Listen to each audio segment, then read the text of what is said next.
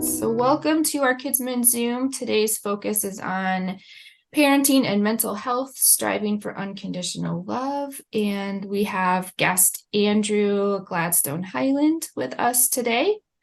Andrew is a clinical social worker who's been working as a therapist for 6 years. He's a lifelong United Methodist. He has worked for part of the community mental health program in Wayne County, as well as 2 group practices in Metro Detroit. In early 2023, Andrew started his own practice in Dearborn called Harvest Therapy Center. Prior to becoming a social worker, he had 10 years of work experience for the United Methodist Church and in the nonprofit sector. Originally from upstate New York, Andrew is a 2017 grad of the School of Social Work at U of M, and he and his wife Mary met while they were both working for the UMC's Board of Global Ministries, and they've been married since 2009. They're the proud parents of Theo, who is 10, and Retta, who is 4, and they've lived in Dearborn since 2018, where they're members of First UMC. So, Andrew, I welcome you, and I'm excited to hear what you have to share with us today. I'll turn it over to you. Thank you very much. Thank you, Kathy. Just getting back to my beginning of my slides there. Is that showing up for everybody, sharing my screen? Great. So I'm Andrew, like Kathy said, it's great to see you all. I see a couple familiar faces on the Zoom, and so it's great to see all of you. Some of you may know my brother-in-law, Carl, who is a deacon in the conference. My father-in-law is a retired pastor. My mother-in-law, who passed away, was also a deacon like Carl. And so in the sort of small world of the church, when I first moved to Michigan in 2008 to take a job with the church in the Lansing area, I was the director of a very small church-based nonprofit called Looking Glass Community Services outside Lansing. When I first moved there, I met all these people who seemed to know me before I'd met them. And I was like, oh, well, like I must be, an important person, like taking over this little teeny grassroots nonprofit. I was like, oh, my reputation precedes me. And they're like, you're dating Carl's sister, you're Carl's sister's boyfriend. And I was like, oh, okay, like that's how word is spreading about me. It's not my work, but it's who I know. So that's kind of a funny story about the small world of the church, I guess. I'm really happy to be here. My first slide is largely just the information Kathy has already given about my background. I put this together before she asked for a bio for me. I did go to seminary before getting my MSW, so I got those 2 degrees about 10 years apart, so I kind of have one foot in each of those 2 worlds, which is an interesting place to be because, I don't encounter a lot of people who are seeking out, quote unquote, Christian counseling. I think a lot of people who are seeking out, Christian counseling probably start at their churches. But I do encounter a lot of people who think about their faith in relation to their lives and what that means for them and their families, how they're trying to raise their kids, their own beliefs about how life works, and all those big questions that come to play when we deal with the ups and downs of life and how it all relates to what we believe about God and the world. So it's nice to have the background that I have. As Kathy said, I'm a parent, and I feel like I probably would not have gotten to this exact point in my life had it not been for being a parent. So here's a picture of our kids. This is actually a picture that's almost a year old, but we don't often get good pictures of both of them at the same time, and this was one of those. As I'll talk about here over the next 20 minutes or so, being a parent, for better for worse, can stir up a lot of stuff for many of us, for lack of another way to say it. a lot of that is based on the idea that a lot of our own memories of our own childhoods are sort of locked away in our memories. Our memories kind of get wiped clean around the time we start school. So many of us don't have a lot of clear memories before the age of 5. Some of you may have some. I know for me, my memories before the age of 5 are kind of spotty. They're kind of vague, like a memory of being at the pool in our neighborhood, a memory of our house, but not a lot of clear details and so forth. And I think that a lot of the reason why our memories kind of get wiped clean when we start school, our long-term memory, is to kind of make room for all that stuff that kids start learning as they go through elementary school and beyond. But all that is to say that a lot of times our memories of our earliest years, those first 4 or 5 years, those memories can be pretty vague, and yet they're there. The science tells us that those memories are there. They're just not always accessible to us. So as parents, then we often find ourselves in situations where it's like, whoa, why did I react that way? Like, I just got really mad at my kids and I'm not sure why.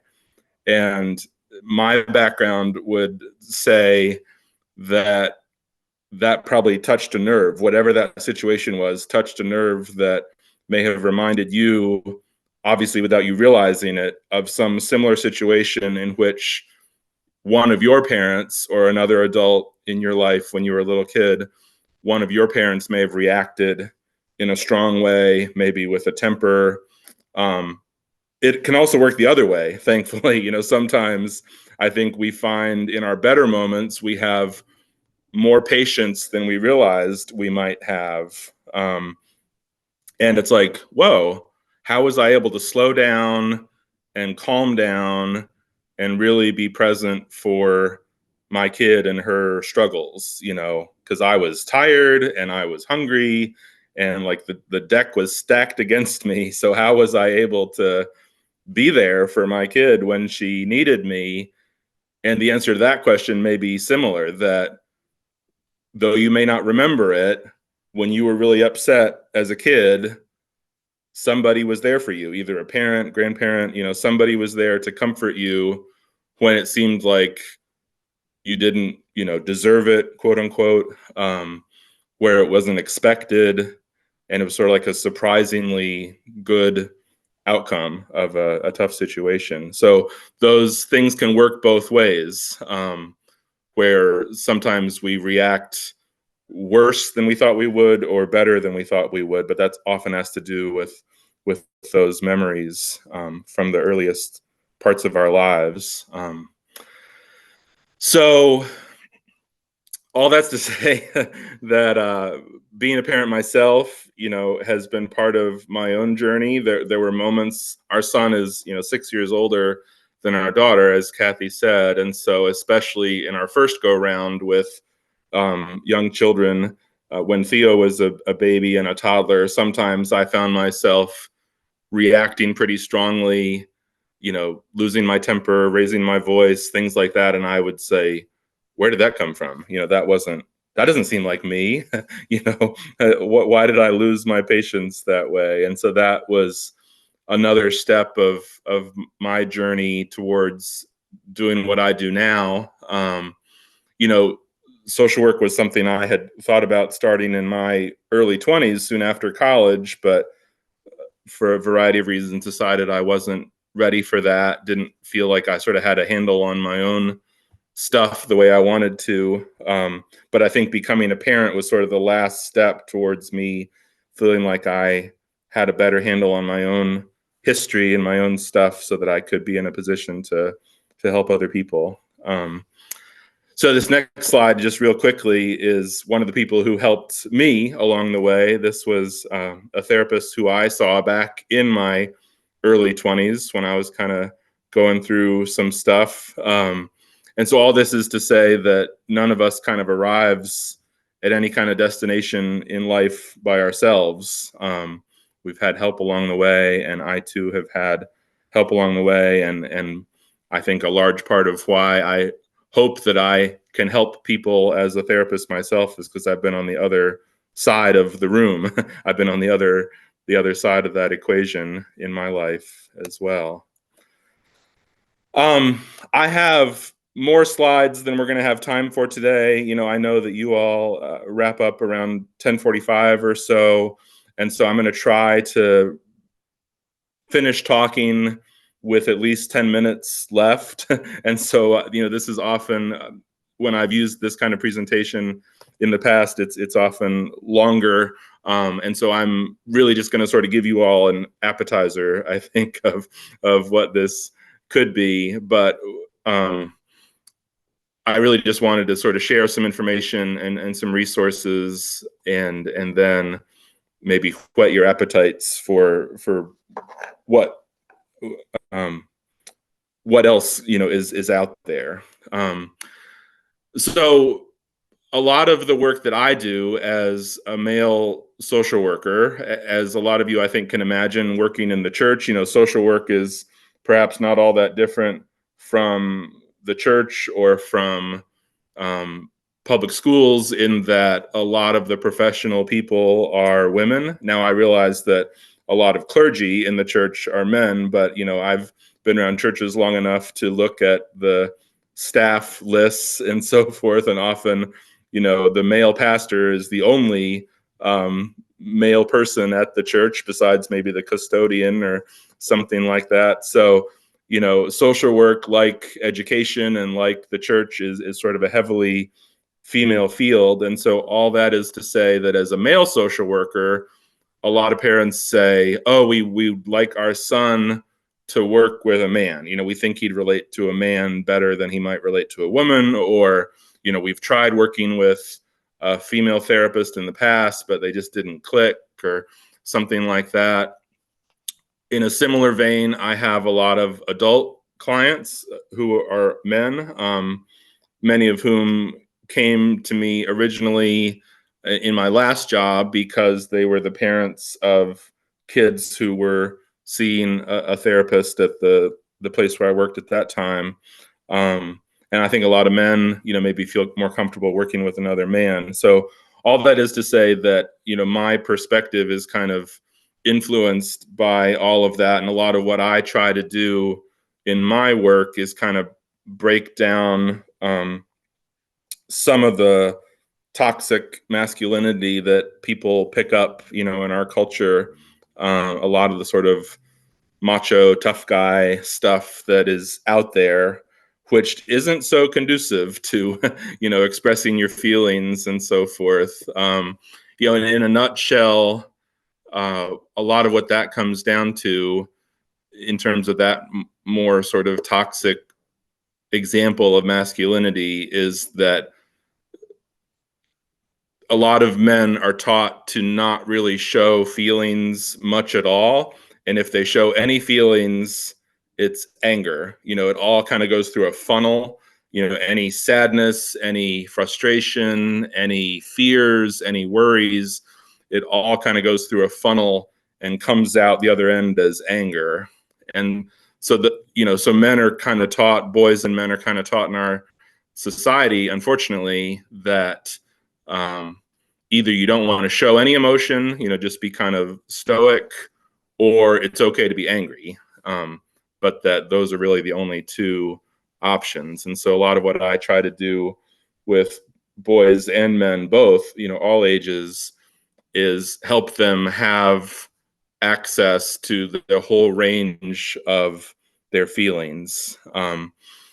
One thing that has been a learning process for me, even since going back to school 7 years ago, I think I had sort of an immature understanding of what mental health is. And so I think I'm skipping ahead to a upcoming slide. But I thought that being mentally healthy probably meant you were sort of happy all the time, just sort of content and happy. And came to realize through my classes and experiences I had going through the MSW program in school, came to realize that being mentally healthy really doesn't mean you're happy all the time. It means you have access to all of your feelings, the whole spectrum, and that you don't really get stuck in any one of those feelings. So, a lot of times, many of us get messages as kids that, it's not okay to show anger, or it's not okay to show sadness. You hear parents say that phrase, you want to cry, I'll give you something to cry about. So the kids are basically told to sort of shut down some of those emotions when it's not comfortable or convenient for the adults around them.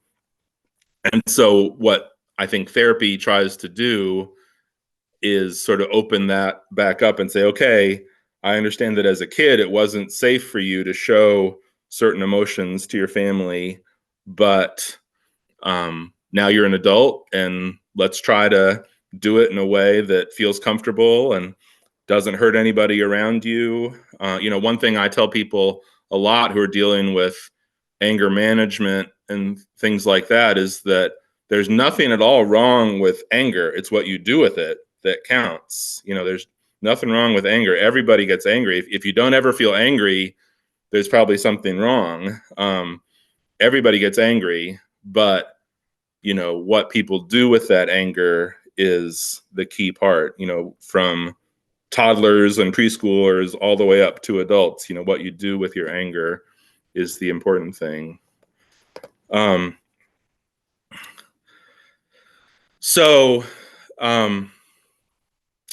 this slide, nature versus nurture, is just kind of talking about some of those gender stereotypes, and that really, despite the fact that many parts of our society kind of emphasize the most masculine men, football players and guys like that, and the most feminine women, that really 90% of the characteristics of men and women overlap.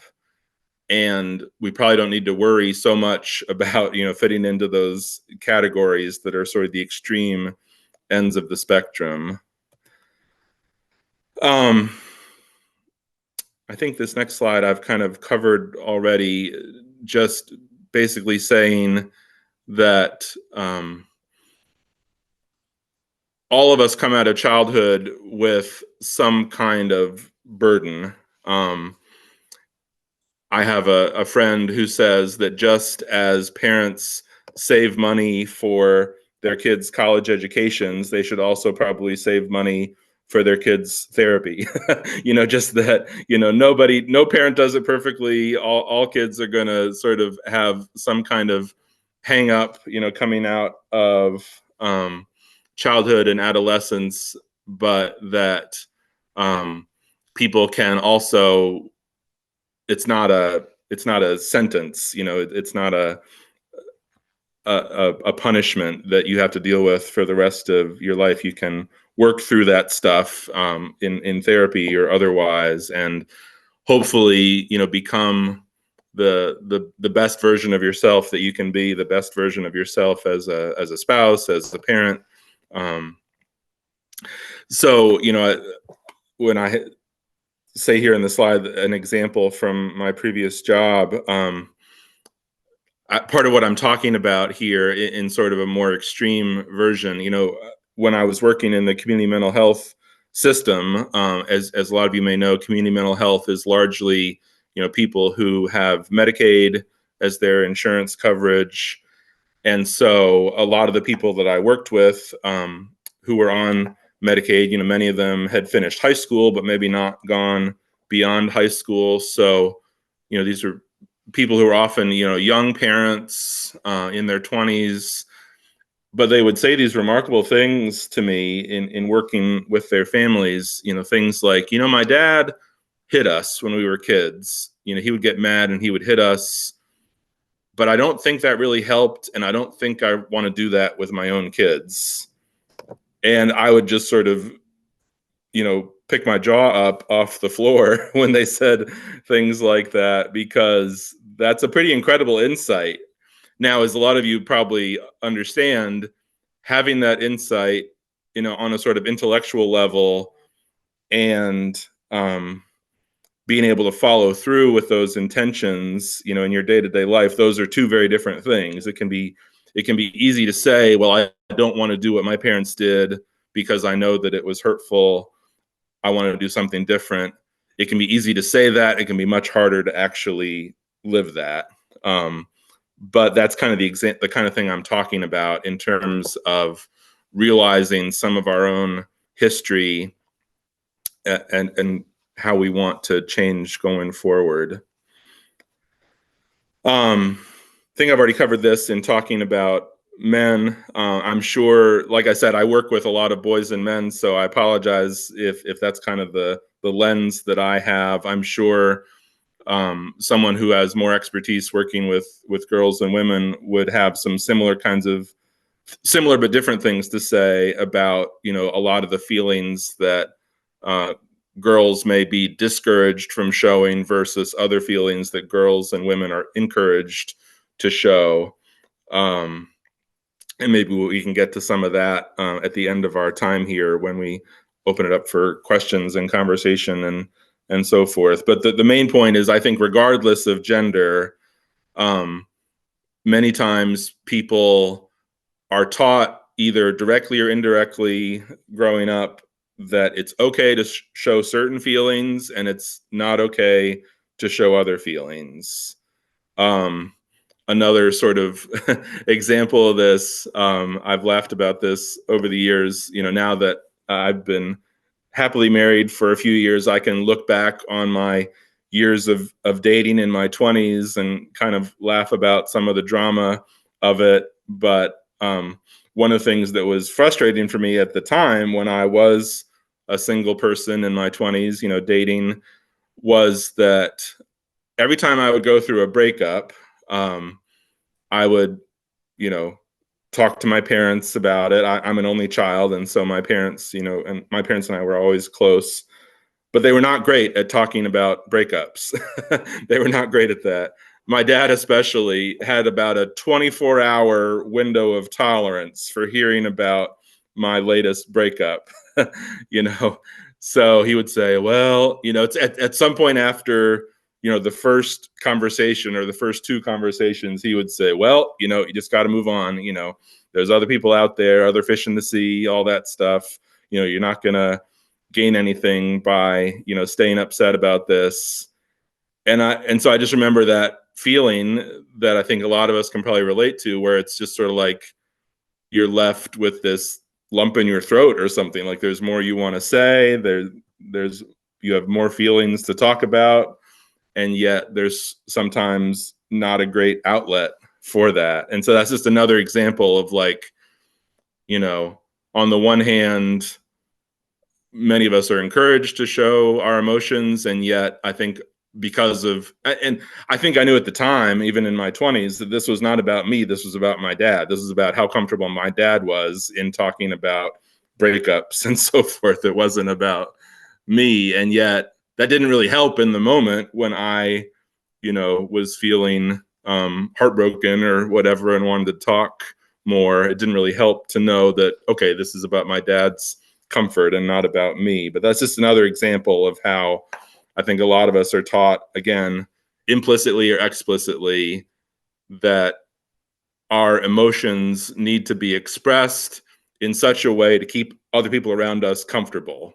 And we're also given messages when the people around us are no longer comfortable. And so basically then, again, either directly or indirectly, they tell us to shut it down, you know, push it underground, you know, put that feeling away somewhere. And so, you know, I hear that a lot in my practice, people who've been told over the years in one way or another to sort of more or less, you know, kind of bottle up what they're trying to express.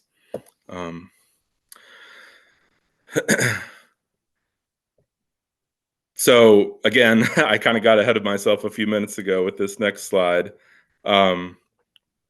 Being mentally healthy means feeling safe in your ability to experience the whole range of emotions.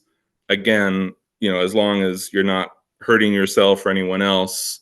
And so that's, again, something that talk about, especially with kids, with their anger. Like, it's okay to be mad at your sibling, not okay to hit them.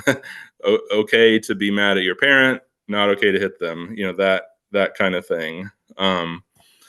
So that's the goal, to have access to that whole range of emotions without getting stuck in any of that. And so without feeling like, you're going to get punished for expressing something and getting, stuck in your processing of it. I think I'm going to kind of skip over some of these next slides. This is kind of getting more into the weeds with trauma. Just a quick introduction to that, I guess, before we're moving on. Trauma is something you probably hear about a lot. It's certainly something that gets talked about a lot, more and more, I think, in popular culture. As one of my professors when I was in school said, there's certainly different kinds of trauma. There's sort of trauma with a small t versus trauma with a capital T. I think most of us probably have certain experiences in our lives that we would label as trauma with a small t. Hopefully, not as many of us have experiences that would be trauma with a big T, a capital T. But in any case, trauma is an experience that triggers your body's fight or flight response. So, fight or flight is our biological, evolutionary response to extreme danger. And so, as I talk about with people, this is like picture yourself living in the woods, thousands of years ago, living in the woods, exposed to wild animals on a regular basis. Fight or flight is what enables us to have the energy to either fight the animal that we've run into in the woods or run the heck away. So all kinds of chemicals get stirred up in our bodies, adrenaline and cortisol. And that's why you hear these crazy stories of parents, when their kids are in danger, they have this almost like superhuman strength to, lift something off of their kids or help them out of a bad situation. They're faster than they would ever be otherwise. It's because of this sort of biological process that gets kicked into motion. The problem for us in the modern world is that we usually don't need that kind of response. If you're sitting in traffic and you're late to pick up your kids, you may have that panicky feeling like I'm stuck in traffic, I'm going to be late, my kids are going to be worried about where I am, there's nothing I can do. And you get all these feelings that get stirred up, but you don't really have an outlet for them. You can't fight, you can't run, you're just there. So unfortunately, the other thing that our bodies do in those moments is freeze.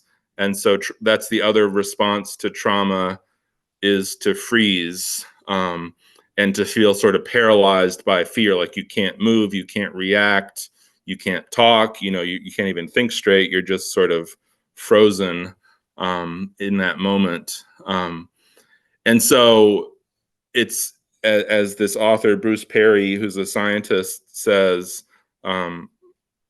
trauma involves this overwhelming, terrifying loss of control. And so, in a nutshell, then, the sort of response to having experienced any kind of trauma in life is to try to regain control.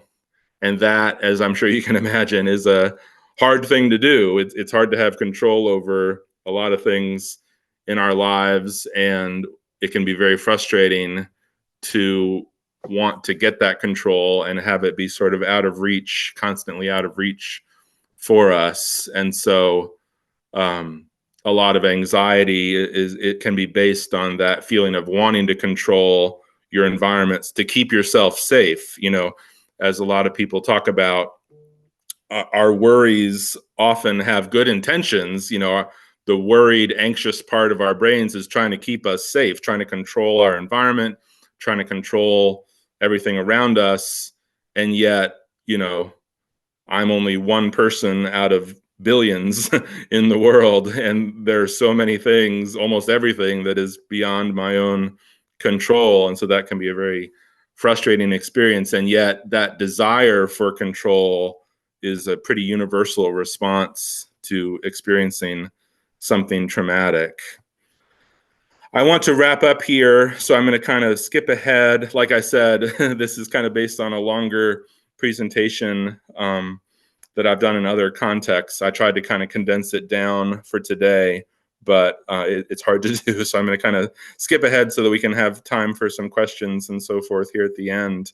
Many of you may have heard of adverse childhood experiences. This is based on experiences of trauma. So you can look this up. I'd recommend Googling it. It's very easy to work through for yourself, for people you know. You know, it's basically like a checklist. Like if you experienced this certain number of things in childhood, then you get a certain score. And the research here through the CDC and Kaiser Permanente has shown that people who experienced a certain number of these adverse childhood experiences, or ACEs, are much more likely to have corresponding health problems of a variety of kinds, as well as social problems, employment problems, you know, as they go through life. So again, it's just showing that, you know, those early years, even those memories that we may not even remember that much prior to age 5 or something, it just sets the stage for everything going through life. Shame is another pretty universal response to trauma. Those of you who are familiar with Brene Brown, this is her wheelhouse. You know, she's a researcher. She says that she's a shame researcher. In a nutshell, shame is the feeling that you're a bad person, that like everything you do is wrong, everything you do is a mistake. Whereas guilt is the feeling of, I'm a good person who made a mistake. So I imagine you can feel the difference there. I'm a good person who made a mistake versus everything I do is a mistake. I'm a bad person. But shame is another response to trauma, because again, if you feel that loss of control, who do you blame but yourself? If you're supposed to have control over your environment and you didn't, then you must have yourself to blame. Speaking of feelings, this is a tool I use. I'd be happy to email this. I know it's probably very hard to see on the screen, the small writing. This is kind of a wheel that shows all these different words for feelings.